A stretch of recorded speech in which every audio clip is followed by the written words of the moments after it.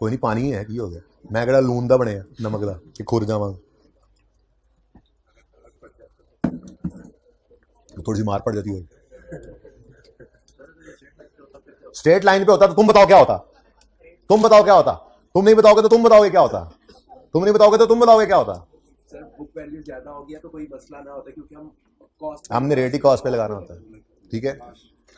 यानी इस एडजस्टमेंट के साथ फिर ये एंट्री होनी ही नहीं थी अगर स्ट्रेट लाइन मेथड होता। अगर एसेट हिट हो तो फिर कॉस्ट हिट हो जाती है, कॉस्ट हिट हो जाए तो फिर स्ट्रेट लाइन के अंदर मसला आता है, ठीक है। ओके, और टाइम गुजरता जा रहा है बच्चों। नंबर 4 तो मैंने पहले ही तैयार करा दिया, ये तो ऐसे 1 मिनट में हो जाएगा। किधर गया मेरा बुक्स ऑफ प्राइम एंट्री का टॉपिक। तो इस सब्सिडरी को मैंने लिख दिया कि आप ये ना को वो सर को तो आता ही नहीं था बुक्स ऑफ प्राइम एंट्री का टॉपिक, वैसे मुझे आता नहीं है अच्छा चले, लेकिन हमारे मतलब की बात है इतनी सी थी बस, ठीक है। Books of prime entry, books of original entry भी इन्हें कहते हैं, ठीक है। इसमें रिकॉर्डिंग होती है सिंगल दफा, सिर्फ हम रिकॉर्डिंग करते हैं, डबल एंट्री नहीं करते, डबल एंट्री एक बार हो रही है, ठीक है ना। अब ये जो अगली एडजस्टमेंट है ना, इसमें बताओ क्या कह रहा है, वो कह रहा है कैश बुक के अंदर जो कैश आया या कैश बुक से जो कैश गया, ठीक है, वो कैश बुक में कैश का आना और कैश का जाना उधर तो रिकॉर्डेड था, जाहिर है कैश का आना जाना तो हम भूलते नहीं है, लेकिन उनको मेन लेजर्स में पोस्ट नहीं किया। क्या मतलब, अगर वो लिखे कि डेटर से 20,000 का चेक रिसीव हुए, वो कैश बुक में लिखे हुए थे लेकिन मेन लेजर में नहीं लिखे, तो इसका मतलब हमने एंट्री करनी थी bank debit debtor credit, bank debit हो गया, डेटर क्रेडिट नहीं हुआ तो डेटर क्रेडिट करेंगे और सस्पेंस डेबिट। हमने एक एसेट खरीदा और एग्जांपल भी उसमें आ रही है ना, एसेट खरीदा, हमने उसकी एंट्री करनी थी फिक्स एसेट डेबिट, बैंक या कैश तो क्रेडिट हुआ पड़ा था इधर, ठीक है, लेकिन हमने वो एंट्री नहीं की तो फिर फिक्स एसेट को डेबिट करोगे, बैंक क्रेडिट होना था वो हो गया हुआ है तो फिर सस्पेंस को क्रेडिट करोगे। ये एडजस्टमेंट आ गए, तो इसीलिए पहले यहां पे टाइम लगा के फिर वहां पे टाइम ना लगे। पहली क्लास के अंदर पहले मैंने वो एडजस्टमेंट देखी और फिर ये समझाया आपको, पहले ये समझा दिया, तो दोनों तरह से मैं तजर्बा करता हूं, फिर अगली बार के लिए देखता हूं कौन सा बेहतर था। हाँ जी, आप पे तजर्बे हो रहे हैं, उस्ताद हर दफा तजर्बे करता है, लालच होता है ना उसको यार ये इससे भी कोई और तरीका, वो पता नहीं आप उन्हें भूल जाता है, फिर असल की सी आसान से मुश्किल निकल आता है। Following entries in cash book, following entries in cash book were not posted to general ledger. बहुत इजी हो गया, ठीक है। मैं पहले आसान वाली करता हूं, कैश परचेज ऑफ 50,000, ये एंट्री कैश बुक में हुई पड़ी है लेकिन ये जनरल लेजर में पोस्ट नहीं हुई, यानी कि होना चाहिए था, ये बुलेट नंबर 3 है इसलिए मैं इधर ही लिखता हूं, तरतीब नहीं छेड़ता, कि ओरिजिनल एंट्री क्या कहती है, परचेज डेबिट कैश या बैंक जो भी हो, कैश बुक लिखा हुआ है ना तो कैश भी हो सकता है बैंक भी हो सकता है, हमें इससे क्या, तो परचेजेस डेबिट कैश या बैंक क्रेडिट होना चाहिए था 50 से, बोलो। लेकिन वो क्या कह रहा है, वो कह रहा है कि ये फॉलोइंग एंट्रीज जो हैं कैश बुक में ये एंट्रीज हैं, ये जनरल लेजर में पोस्ट नहीं हुई, मतलब कि आपने कैश या बैंक को जो क्रेडिट करना था वो तो किया हुआ है, ठीक है, लेकिन यहां पर डेबिट कुछ भी नहीं हुआ, ठीक है, ये बात समझ आई। कैश बुक में एंट्री हो गई है लेकिन जनरल लेजर में पोस्ट नहीं हुआ, यानी कि परचेज डेबिट होना चाहिए था, वो नहीं हुआ तो उसको कर लेंगे डेबिट, ठहर जाओ ऐसे लिखन दो मैनू। फिर कैश या बैंक क्रेडिट होना था, कैश बुक में हुआ पड़ा है, वो कह रहा है कैश रिकॉर्डेड है, ठीक है, कैश या बैंक क्रेडिट हुआ पड़ा, वैसे पता कैसे लगता, ठीक है, तो कैश बुक में एंट्री हुई पड़ी है, जनरल लेजर में नहीं हुई, तो कैश बुक का तो क्रेडिट हुआ पड़ा है, बस उसको उठा के मंथ एंड के ऊपर एंट्री करनी थी, परचेजेस डेबिट कैश तो पहले क्रेडिट है, ठीक है, वो कैश बुक वहां पड़ी होती है, मैंने बताया दोनों जगह रख सकते हैं, ठीक है ना, तो हमने बुक्स ऑफ प्राइम एंट्री में रखा होता है नॉर्मली इसको, तो परचेजेस को कर दो डेबिट 50 से, और अब सस्पेंस को क्या कर दोगे, क्रेडिट 50, इसलिए मैंने बुक्स ऑफ प्राइम एंट्री थोड़ा रिवाइज कराया, अच्छा हो गया ना। अब कभी इस तरफ भी चलेगा तो ये दो ही मसले हो सकते हैं, एक इसका लॉजिकल फ्लो जो आज पता लग गया, और दूसरा अल्टरनेटिव नेम्स मसला करते हैं, वो मैं इंशाल्लाह तस्वीर खिंचवा दी है, वो मैं वॉल्यूम 2 के अंदर ऐड भी कर दूंगा इंशाल्लाह, ठीक है। कंफर्टेबल हो रहे हैं थोड़े थोड़े इस टॉपिक में, ओके। पहले मैं रोज सोचता हूँ, मैं सर को कहूंगा सर जी है ना, उन्होंने क्या करो क्या करूँ, फिर रोज भूल जाता हूँ। हमारी क्लास में हो भी तो ऊपर कुछ नहीं होना, इसलिए रहने दो, इससे ऊपर टेस्ट की क्लास होती नहीं है ना, आपकी इससे भी ऊपर होती है, यहाँ पे पता नहीं क्या। अच्छा जी चलें, following entries in cash book are not posted, क्या है जी, payment of 250 for equipment purchased 250 for equipment purchased, यानी कि फरमा रहे हैं कि इक्विपमेंट डेबिट और कैश क्रेडिट, कैश या बैंक जो भी हो, वो खामोश है, इससे हमें कोई सरोकार नहीं है। वैसे कैश है या बैंक है जो भी है वो तो क्रेडिट हुआ पड़ा है ना, उसकी लड़ाई नहीं है। कितने से जी? 220 से इक्विपमेंट डेबिट, कैश या बैंक क्रेडिट होना था। लेकिन वो क्या कह रहा है? वो कह रहा है कि जी ये एंट्रीज कैश बुक में हुई हैं लेकिन जनरल लेजर्स में नहीं हुई पड़ी। 220, ठीक है। डेबिट कुछ भी नहीं हुआ, थोड़ा और इधर ले आए। कैश या बैंक क्रेडिट हो चुका है लेकिन डेबिट कुछ नहीं हुआ। तो सही करने के लिए इक्विपमेंट को डेबिट करोगे क्योंकि डेबिट नहीं हुआ था, और सस्पेंस को कर दोगे क्रेडिट। ठीक है। अगली बात पता ही है आपको, ये तो अब नॉर्मल होगी ना एडजस्टमेंट, कि एसिड बढ़ रहा है तो डेप्शन को भी बढ़ा लो, चाहे रिड्यूसिंग बैलेंस मेथड है बच्चों, पहला साल है ना गलती का। तो अब ठीक है, ओके। तुम्हारा भी जवाब बीच में थोड़ा सा मिला है, डायरेक्ट नहीं लेकिन इनडायरेक्ट। तो डेप्रीसिएशन एक्सपेंस डेबिट और एक्यूमुलेटेड डेप्रीसिएशन क्रेडिट। कॉस्ट है 200, रेट है 15%। कॉस्ट है, हाँ क्या कह रहे हैं? क्या क्या क्या गलत हुआ? क्या गलत हुआ? कहाँ गलती होगी? अच्छा जी, इंटू 8/12। यकम मई को ये एसिड खरीदा था तो 8 महीने की डेप्शन की गलती है। फरमाएं जी। 2022 नहीं कहते होते। डेप्शन एक्सपेंस डेबिट। अच्छा चलें, ये दोनों एंट्रीज रहती हैं अभी, बल्कि 3 हो गई, अभी एक रहती है, वो भी कर दो एक ही बार, फिर पोस्टिंग करते हैं। चलो ये आप कर दो, 1 मिनट है, ओरिजिनल एंट्री कर दो मुझे। एक्रूवल का टॉपिक है, देखो हर सवाल में आ रहा है, नहीं आ रहा? बोरिंग कॉस्ट में भी आया, गवर्नमेंट ग्रांट में भी आया, रेक्टिफिकेशन में भी आया। तो 2 दिन ऐसे नहीं लगाए थे, 2 दिन 2.5 दिन बल्कि लग गए थे मुझे। एक्रूवल पे की हुई मेहनत आज फल दे रही है। जुबानी काउंटिंग सीखोगे। घर पे सवाल किया था, सवाल अटेम्प्ट किया था घर, 15 किया था। मैं ना जिस तरतीब में सवाल दिया करूं ना उसी तरतीब में सॉल्व किया करो। मैंने पहले होमवर्क में कहा था 18, फिर कहा था चलो 15 भी कर लेना। चलो आइंदा के लिए ध्यान रखना, जो करके आओ ना मुझे ज्यादा अच्छा होता है, लगता है, क्योंकि आप मुख्तलिफ सवाल मुख्तलिफ एंगल सोच रहे होते हो। लेकिन अगर मैं समझा दूंगा तो समझ तो सारे पे लेके चले जाएंगे बस। फिर वो तो मैंने किया ना, फिर वो तो मेरे कॉन्सेप्ट क्लियर हुए, आपके तो ना हुए। एफर्ट किया करो। Receipt of annual rent for the period ending 31 March amounting to 36। अच्छा पहले ओरिजिनल एंट्री करते हैं। एनुअल रेंट है, पीरियड एंड हो रहा है 31 मार्च 22 पर, और अमाउंट है एनुअल रेंट की 336, यानी पूरे साल का रेंट 336 है। और ये पीरियड अगले साल, हमारा साल 31 दिसंबर 21 पे खत्म हो रहा है, ये उससे आगे 31 मार्च 22 पे जाके ये साल खत्म हो रहा है 336 का। तो हमने पैसे रिसीव किए हैं, क्या ख्याल है? तो कैश या बैंक डेबिट हो गया 336 से, ठीक है। हमने इसमें से अगले साल 31 मार्च 22 तक का, जनवरी फरवरी मार्च, ये इनकम में नहीं डालना, ये एडवांस है। तो फिर बाकी 9 महीने इनकम होगी। तो फिर रेंटल इनकम, रेंट इनकम जगह कम है मैं लिख देता हूं, रेंटल इनकम ये है जी 336 जो रिसीव किया, डिवाइडेड बाय 12 इंटू 9, 252 को इनकम में डाल दो। ये मैंने 9 लिखा था, 9 ठीक। 252 को इनकम में डाल दें, और बाकी क्या है? Advance rent, unearned rent, deferred rent, जो मर्जी कह लो भाई, जो मर्जी कह लो। कितना है? 84। ओरिजिनल एंट्री समझ आती है? अब उन्होंने क्या कहा था, पहली लाइन में ये तो लिखा हुआ था कि कैश बुक में ये एंट्रीज हुई थी, जनरल लेजर में पोस्ट ही नहीं हुई। जान छुड़ाई हुई उन्हें। कैश या बैंक डेबिट हुआ पड़ा है 336 से, और क्रेडिट कुछ भी नहीं हुआ हमारी एंट्री में, ठीक है। अब रेक्टिफाइंग एंट्री करनी है, तो कैश डेबिट होना था, हो गया, कुछ ना करें। रेंटल इनकम क्रेडिट होनी थी, नहीं हुई तो कर लें। रेंटल इनकम 200 नहीं, हाँ 252। उसके बाद एडवांस क्रेडिट होना था, नहीं हुआ तो कर लें। एडवांस रेंट क्रेडिट 84 से, अब सब ग्रीन हो गया तो फिर सस्पेंस को डेबिट कर लें 336। लो जी, ये सारी ही एंट्रीज अभी रहती हैं पोस्ट होने से हमारी रिक्वायरमेंट में। ये सारी यहीं रह जाए तो कख नहीं मिलना। अजम्पशन यही होती है नंबर की, तरस खाए तो नंबर दे, लायबल नहीं है। तरस खाए तो एग्जामिनर नंबर दे दे, यहाँ पे वर्किंग में पढ़ा हुआ, तरस खाए तो। इसलिए हम तरस के मोहताज नहीं रहेंगे, हम यही अज्यूम करेंगे कि यहाँ पढ़ा रह जाए, तो फिर मूड की बात, मूड के ऊपर जब है तो फिर हम मूड के ऊपर अपने फ्यूचर को थोड़ी छोड़ देंगे।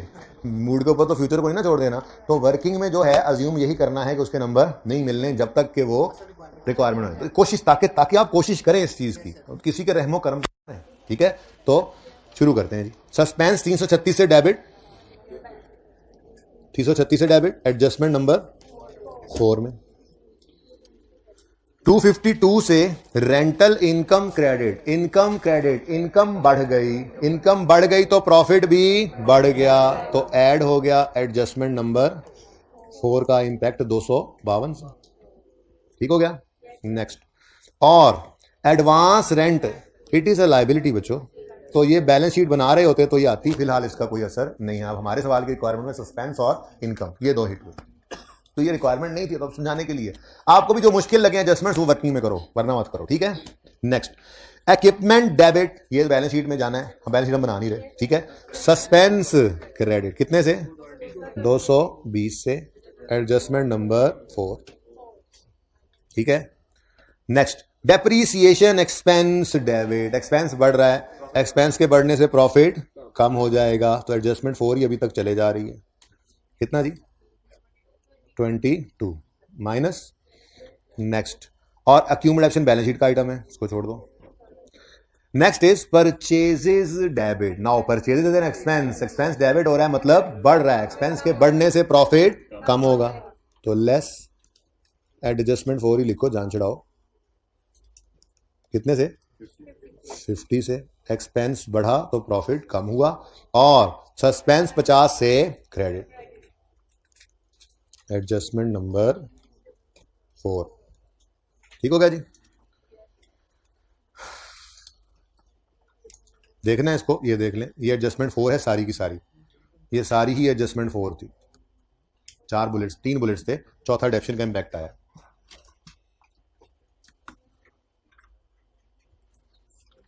ये यहां से नजर आ रहा है, ये सारी ही एक एडजस्टमेंट है, ओके। पिक्चर लेनी है वो बाद में ले लेते हैं एंड पे, आप जरा सवाल को देख लें। 1 2 3 4 एडजस्टमेंट हो गई। एडिशनल फॉर्मेशन में पॉइंट 2 को पहले पढ़ते हैं। MM uses periodic inventory method, इसका मतलब ये है कि परचेजेस का अकाउंट बनता है, वो तो अभी तक हम बनाते ही वही आए हैं, मैंने कहीं पे इन्वेंट्री नहीं बनाया पूरे सवाल में। Control accounts are not maintained, equipment asset at 15% using reducing balance method, ठीक है जी।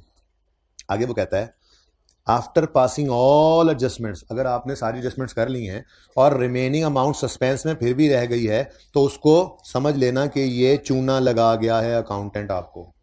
लॉस फ्रॉम एम्बेजलमेंट, ये फंड्स एम्बेजल हो गए, फ्रॉड लगा लिया, हेरा फेरी कर ली, चूना लगा गया आपको, ठीक है। तो ये loss from embezzlement, this is an expense, ठीक है ना, लॉस इज एन एक्सपेंस। अब हम चेक करते हैं, अगर तो देखो डेबिट और क्रेडिट साइड बराबर हो गई तो हम कहेंगे there is no loss from embezzlement, ये हो सकता है कि ना भी आए, आ जाए तो हम कह देंगे there is a loss from. ये एनपीओ के टॉपिक में जाके 2-3 सवालों में कम से कम आएगा, 3 से 4 सवालों में, बल्कि ये वाला कॉन्सेप्ट जो अभी यहां पर आ गया, ठीक है। वहां पर इन्वेंट्री बैलेंसिंग कभी लॉस हो जाया करेगा, कभी कैश, जो मैंने कहा था ना कैश मिस अप्रोप्रिएशन की एंट्री तीसरी लिखवाऊंगा, जहां 2 लिखवाई थी, एबनॉर्मल डिस्पोजल फिक्स एसेट का, फिर एबनॉर्मल लॉस इन्वेंट्री का, वहीं पे एबनॉर्मल लॉस ऑफ कैश, वो कैश एम्बेजलमेंट होती है, कैश अकाउंट में बैलेंसिंग क्रेडिट साइड पे निकला करेगा, वो वहीं पर देखेंगे। फिलहाल इसको छोड़ो, सस्पेंस के अकाउंट की मुझे बताओ कि इसका डेबिट और क्रेडिट बराबर है ना, नहीं बराबर, बैलेंस नहीं हो रहा, तो बैलेंसिंग फिगर किस तरफ आ रही है, ओ माय गॉड, कितना, 179। अच्छा, अब ये लॉस है या प्रॉफिट है, ये मैं बाद में बताता हूं, फिलहाल मैंने सिर्फ यहां पर लिखा प्रॉफिट एंड लॉस अकाउंट क्या कर देना है हमने, जो भी है इसके अगेंस्ट इंपैक्ट डाल देना है। अब अभी सोच लेते हैं ये लॉस है या प्रॉफिट, एंट्री हमें लेजर बताएगा। सस्पेंस का अकाउंट क्या हो रहा है, क्रेडिट, और उसके against profit and loss account क्या हो रहा है, डेबिट।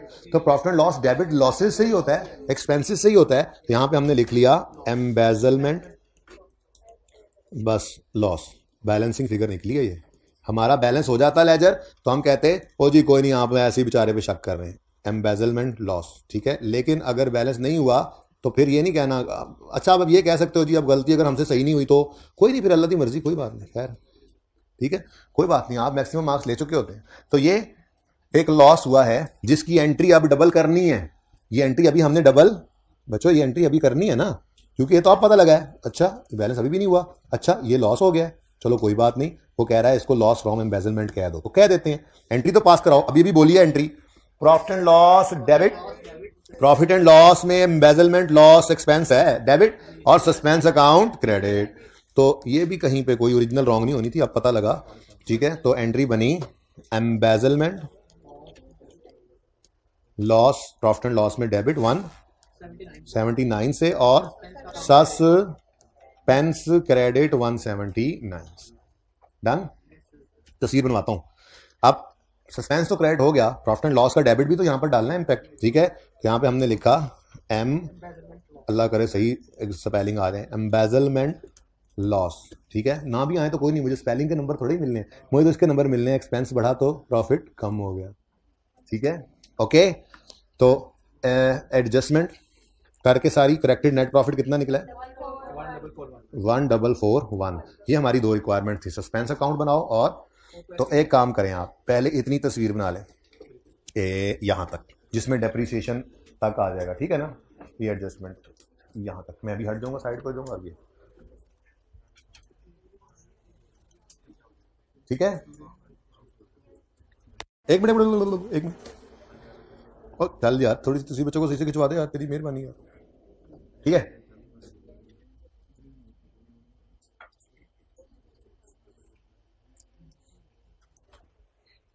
हम भाई देखें हाइब्रिड को बच्चा खींच तो नहीं अभी तस्वीर।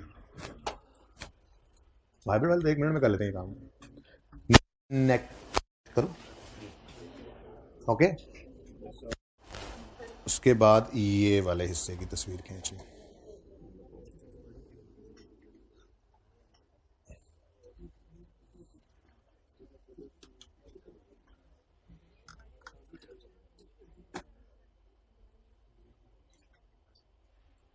बहुत जरूरी बात है जो करनी होती है, तुमने रोज सारा दिन बातें कर। सस्पेंस, क्या सस्पेंस जी? खिंचड, तस्वीरें खिंचड, कोई इकट्ठी तस्वीर भी खींचने का ख्वाहा हो, उसको नजर आ सकता है, हो सकता है आ जाए, खींच ले। होते हैं ना कोई बच्चे, पूरा सवाल एक नजर में सामने होना चाहिए भाई।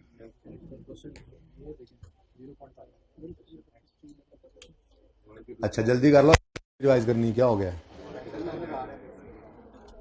नजर आ रहा है? ओए होए होए, नया फोन लिया ना भाई ने, 3 कैमरे हैं पीछे इसके, 3 आंखों वाला है। ये कौन सा वाला होता है?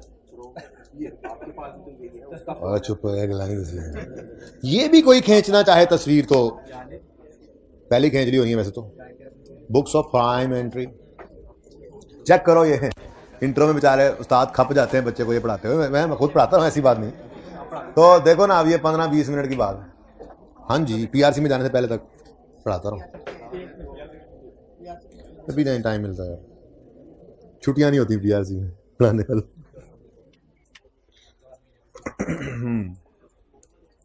चलें जी, अब आगे क्वेश्चन की भी तस्वीर लेनी है तुमने, कोई शर्म होती है, कोई हया होती है। ये वाली भी किसी ने तस्वीर बनानी हो तो सर आपके पब्लिश बहुत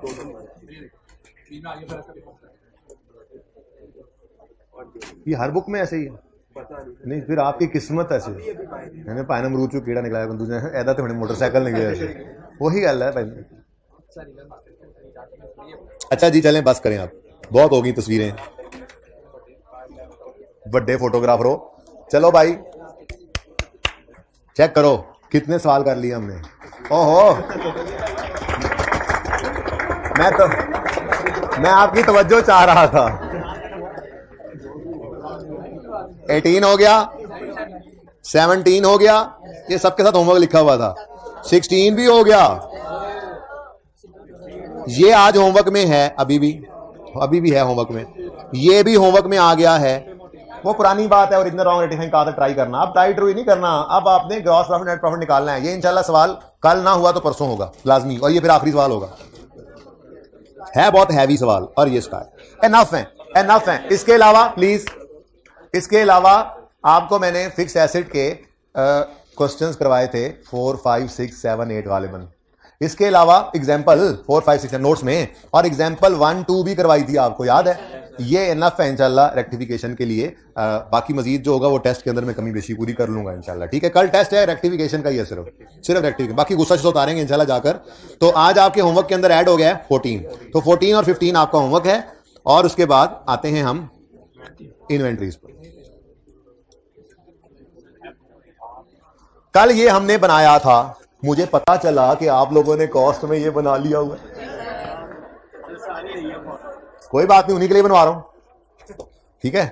मैक्सिमम तो बच्चे कर चुके। अच्छा सुनो, अब हमने खामोशी से बेटा बैठना, खामोशी से, क्योंकि ये अगले 15 मिनट के अंदर मैंने बहुत सारा पढ़ाना है, ठीक है। आज सही पढ़ा है ना, अल्हम्दुलिल्लाह। मेरे उन बच्चों के लिए जिनको स्ट्रेस हो जाता था मेरे शुगल से, ठीक है। मैं तो स्ट्रेस देने थोड़ा ही आता हूं आप लोगों को। अच्छा सुने, हमने इन्वेंट्री कार्ड बनाया और इससे cost of closing stock calculate किया, ठीक है। इसका मतलब यह हुआ कि इन्वेंट्री कार्ड का यूज क्या है, इससे हम निकालते हैं कॉस्ट ऑफ क्लोजिंग स्टॉक। लेकिन बच्चों ये सिर्फ परपेचुअल सिस्टम में होता है, यानी हमने जो डिटेल्ड इन्वेंट्री कार्ड से कॉस्ट ऑफ क्लोजिंग स्टॉक निकाला है, ये सिर्फ कौन से सिस्टम में होता है, परपेचुअल सिस्टम में, ठीक है। फर्स्ट इन फर्स्ट आउट वाली अजम्पशन थी, ठीक है। अच्छा तो पीरियोडिक में क्या होता है वो कल देखेंगे, ठीक है। लेकिन असल में प्रॉब्लम समझें। Problem is, let me create a problem, then we will have the solution. असल मसला पता है क्या है? असल मसला ये है, आपने गंदम खरीदी 40 किलो 100 रुपए के हिसाब से और जाके पड़ोले में डाल दी। पड़ोला समझते हैं, गांव के अंदर होता है ऐसे बड़ा सा डब्बा, 3 डब्बा है, वो पड़ोला होता है, 3 डब्बा नहीं कहते उसको, ठीक है। फिर परचेज की वीट आपने 50 किलो, इस बार आपको मिली रुपए की, नई गंदम आई थी, रेट जरा नीचे हुआ था, ये भी आपने जाके उसी पड़ोले में डाल दी। खाने के लिए नहीं, बेचने के लिए डाल रहे हैं, बेटा खामोश होकर बैठेंगे प्लीज। फिर परचेज किया आपने 30 किलो गंदम वीट, और उसको भी ये 120 पे मिली इस दफा, वो भी आपने जाके उसी पड़ोले में डाल दी। और 2-3 लोगों ने पड़ोले के साथ वो लगे होते हैं हैंडल से, वो पकड़ के ऐसे ऐसे उसको हिलाया और मिक्स कर दिया। अब मिक्स होने के बाद आपने उसको बेचना शुरू किया। पूरे साल में आप बेचते रहे, यहां तक के आपने कोई, कितने हो गए ऊपर वैसे, 80 120, आपने कोई 100 किलो बेच दिया, ठीक है। पता नहीं कितने के बेचे को आपने, 150 का बेचा या 140 का, वो तो आपके प्रॉफिट मार्जिन थे। लेकिन हम इन्वेंट्री की कॉस्ट निकाल रहे होते हैं, इस वक्त हमें सेलिंग प्राइस से कोई सरोकार नहीं होता। सेलिंग प्राइस तो वो प्रॉफिट लॉस में सेल्स की जगह पे आती है, ठीक है ना। अच्छा मुझे बताएं, आपके पास अवेलेबल फॉर सेल कितने थे? इधर देखो, सबसे पहली बात पता है क्या होती है, ओपनिंग स्टॉक क्या पड़ा था। तो ओपनिंग स्टॉक में कख नहीं था, ठीक है, पड़ोला खाली था, धो के हमने खुश करके दवाई शवाई लगा के रखा हुआ था। फिर हमने सारी खरीदारी की, तो अवेलेबल फॉर सेल कितने हो गए, 100 बेच दिए, तो बाकी बच गए, ये आपका क्लोजिंग स्टॉक है 20 किलो गंदम। अब आपने बैलेंस शीट बनानी है, तो ये आपका स्टॉक है, आप यहां पर जाकर लिखोगे 20 किलो गंदम, ऐसे ही है ना। और फाइनेंशियल स्टेटमेंट में आपको ये नजर भी आता है अक्सर लिखा हुआ, है ना। पता नहीं केड़ी फाइनेंशियल स्टेटमेंट बंदे को तो मुझे नजर आया आज तक मुझे तो कभी ऐसा नजर नहीं आया। नहीं भाई, ये नहीं लिख सकते। प्रॉब्लम इज आपका स्टॉक तो है गंदम, लेकिन फाइनेंशियल स्टेटमेंट में रुपीज के अंदर फिगर आनी है, 20 किलो गंदम नहीं लिख सकते। तो द प्रॉब्लम इज कि आपको कोई ना कोई रेट लगा के रुपीज निकालना पड़ेगा। अब मसला यह है कि पड़ोला मिक्स हो चुका हुआ है, अब हमें पता नहीं है कि ये 20 किलो इनमें से है, इनमें से बचा पड़ा है, इनमें से बचा पड़ा है। अब ये ना कहना हम तो हर दफा पे रंग अलग अलग करेंगे, इनको सब्ज, इनको पीला, इनको लाल, और फिर ये बैठ के दाना दाना अलग करेंगे। स्टैंडर्ड ने कहा बहुत वेले हो तुम लोग, काम कुम कोई नहीं और तुम्हें। तो स्टैंडर्ड ने यहाँ पे आके एक सहूलत दी, आपकी जो 20 किलो है, आप 2 अजम्पशंस ले सकते हो इसके बारे में। एक वो जो मैंने कल पढ़ा दी, क्या कि जो पहले आया था अज्यूम करो, हालांकि सारे दाने मिक्स हो चुके हुए हैं पड़ोला हिलने के बाद, लेकिन स्टैंडर्ड ने ये सहूलत दे दी हमें, अज्यूम कर लो कि जो पहले आए थे वो पहले बिक गए। तो 100 बिके हैं, तो ये 40 पहले वाले बिक गए, ये 50 ही बिक गए, और इस 30 में से 10 बिक गए, तो ये 20 पड़े हैं इन 30 में से। तो इसके ऊपर रेट लगाओ, अगर FIFO की assumption है तो रेट लगाओ 120 और आंसर आ जाएगा 2400। ये 2400 अब आप यहां पर जाकर लिखो, ये है आपका स्टॉक, ये आपके अकाउंटेंट्स को अब सुकून आएगा, ठीक है। दूसरी ऑप्शन स्टैंडर्ड ने कही, ऐसा भी हो सकता है कि आप एवरेज रेट ले लो, ठीक है, एवरेज रेट ले लो, ठीक है। इसको वेटेड एवरेज कहते हैं, सिंपल एवरेज नहीं लेनी है, ठीक है। वो कैसे लेते हैं वो मैं अभी सिखा देता हूं आपको, ठीक है। बात समझे हो? तो आपने पढ़ा हुआ है, ये बातें आपने पढ़ी हुई हैं, कुछ फायदा हो रहा है थोड़ा थोड़ा से। एक तो IS2 ने ये कहा था कि इन्वेंट्री को रखते हैं लोअर ऑफ कॉस्ट और एनआरवी पे। ये बात इंशाल्लाह कल उम्मीद है हम रिवाइज कर लेंगे जब एनआरवी पढ़ाना है। दूसरी बात IS2 ने कही थी आप इन्वेंट्री को वैल्यू कर सकते हो ईयर एंड पर FIFO या एफको से। ये ऑप्शन है आपके पास, लेकिन जब आप इसमें से कोई एक ऑप्शन सेलेक्ट कर लेते हो, once selected it becomes your accounting policy. मैं आपका करेक्शन ऑफ एरर के टॉपिक में मैं आपको IS8 तैयार करा रहा हूं, साथ साथ ये बात वहां पे जाके आएगी दोबारा। वंस सेलेक्टेड आपकी ये अकाउंटिंग पॉलिसी बन जाती है, फिर इसको कंसिस्टेंटली अप्लाई करना पड़ता है आपको, ठीक है ना? ओके, और अगर चेंज होगा तो फिर IS8 अप्लाई होगा, वहीं पे जाके देखेंगे, ठीक है? तो FIFO भी हो सकता है और एफको भी हो सकता है, ठीक है? FIFO से कॉस्ट कार्ड हमने बनाना सीखा था कल, एफको से आज क्विकली बनाते हैं। कितने बच्चे घर से बनाकर आए? माशाल्लाह, 1-2 बच्चे पूरी भरी पूरी क्लास में। हाइब्रिड में से भी कोई नहीं है, मतलब 200-250 बच्चे में से माशाल्लाह 2-3 बच्चे। शर्म तुमको मगर नहीं आती, बेशर्मो।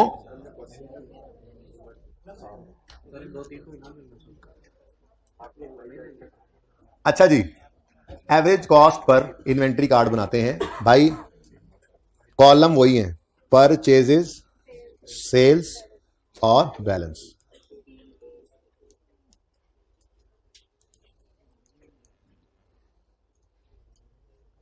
ठीक है, हर एक की क्वांटिटी पर यूनिट कॉस्ट और अमाउंट। पर यूनिट कॉस्ट मैंने लिखी है कि इस पूरे कार्ड में सेलिंग प्राइस की कोई जगह नहीं होती, ठीक है?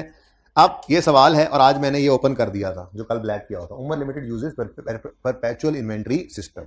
इसीलिए तो पहली रिक्वायरमेंट जो थी ना, calculate cost of closing stock, उसके लिए हमने क्या किया था कल, ये लिख ले अपने पास। हम परपेचुअल सिस्टम में cost of closing stock detailed inventory card से कैलकुलेट करते हैं, ठीक है? परपेचुअल सिस्टम में cost of closing stock detailed inventory card से कैलकुलेट होती है जी। पेज नंबर 478, अभी तक आपको यही नहीं पता,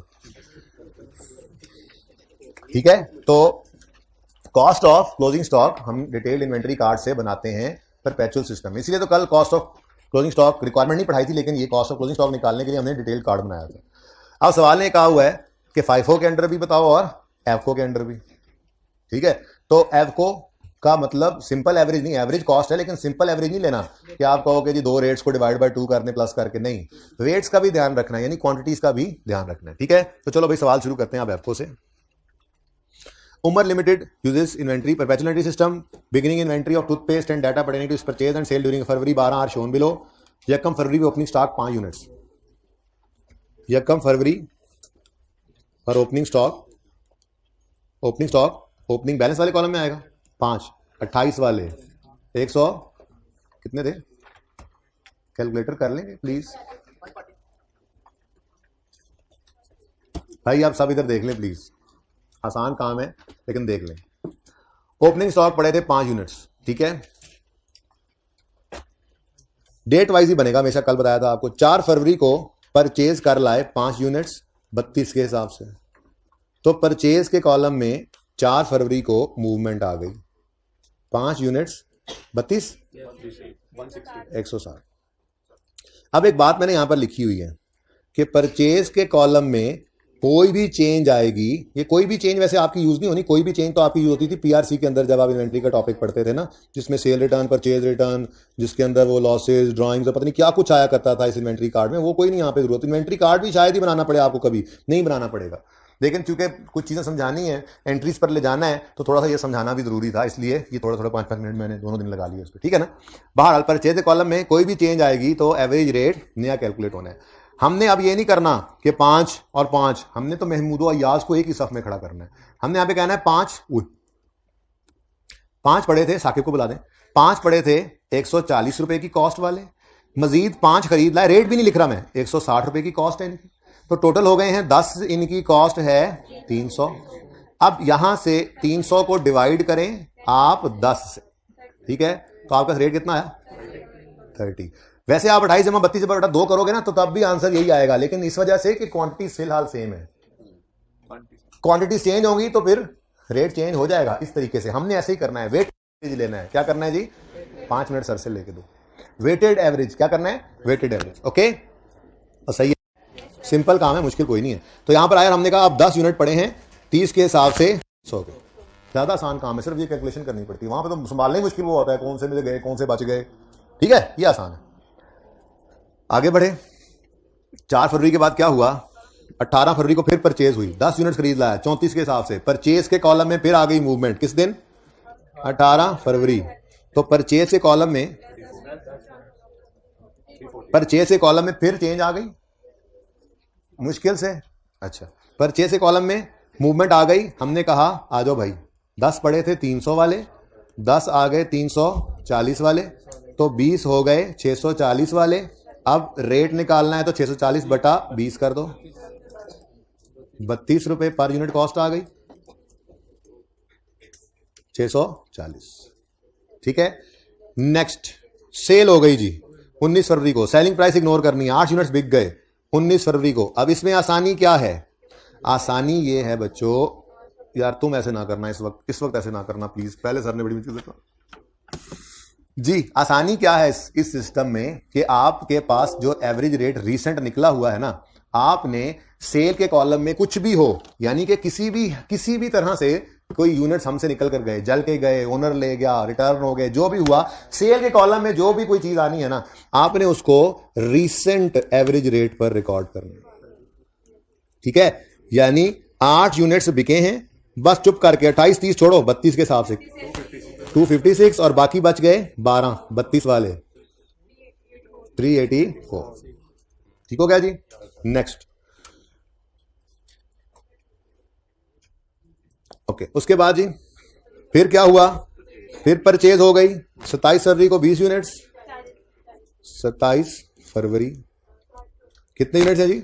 20, 40 के हिसाब से 800। अब हम दोबारा आए क्योंकि परचेज के कॉलम में मूवमेंट आ गई है। हम कह रहे हैं जी 12 पड़े हैं 384 वाले, 20 खरीदे हैं 800 के, 32 हो गए हैं 1184 के। समझ गए? तो डिवाइड करो और 37। अब देखो सिंपल एवरेज 32 जमा 40 बटा 2 ये नहीं आता।